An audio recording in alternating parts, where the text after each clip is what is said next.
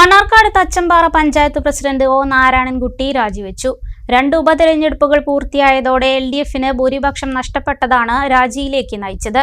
Vice പ്രസിഡന്റായ കേരള കോൺഗ്രസ് എമ്മിലെ രാജി ജോയിയും രാജി നൽകി. തച്ചമ്പാറ പഞ്ചായത്തിൽ ഇടതുമുന്നണി അധികാരത്തിലേറുമ്പോൾ CPM 4, CPI 1, കേരള കോൺഗ്രസ് മാണി വിഭാഗം 2, CPM സ്വതന്ത്രർ 2 ചേർന്ന് 9 സീറ്റായിരുന്നു.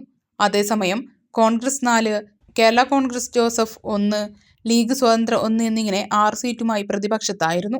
ഇതിനിടെ 5-ാം വാർഡ് മുണ്ടമ്പലം പഞ്ചായത്ത് അംഗം CPMന്റെ PP ജോസഫ് മരണമടഞ്ഞു. 4-ാം വാർഡ് കോഴിയോട് CPI അംഗമായിരുന്ന ജോർജ് തച്ചമ്പാറ രാജിവെച്ച് BJPയിൽ ചേർന്നതോടെ രണ്ടിടത്തും ഉപതെരഞ്ഞെടുപ്പിന് കളമൊരുങ്ങി.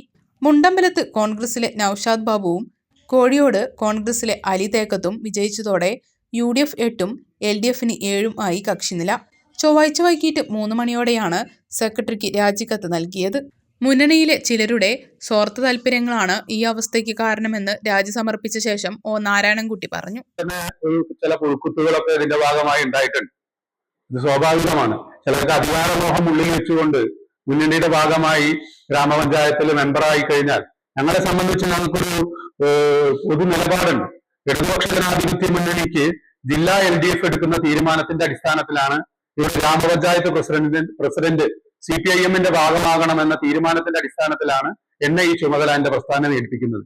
അതിനിടയിൽ ഞങ്ങൾക്കും പ്രസിഡന്റ് ആകണമെന്ന നിലപാട് എടുത്ത് മുന്നോട്ട് വന്ന ചില ആളുകളുടെ സ്വാർത്ഥ താല്പര്യങ്ങളുടെ കൂടി ഭാഗമായിട്ടാണ് അത്തരത്തിലൊരു വിഷയം തച്ചമ്പാറയിൽ ഊരിത്തിരിഞ്ഞത്.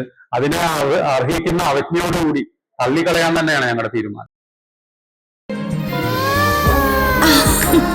നിങ്ങളുടെ നിക്ഷേപങ്ങൾക്ക് UGS ഗ്രൂപ്പ് നൽകുന്നു അതിവേഗ വളർച്ച. UGS ഗ്രൂപ്പ്, സ്വപ്നങ്ങൾക്ക് വിശ്വാസത്തിന്റെ കയ്യൊപ്പ്.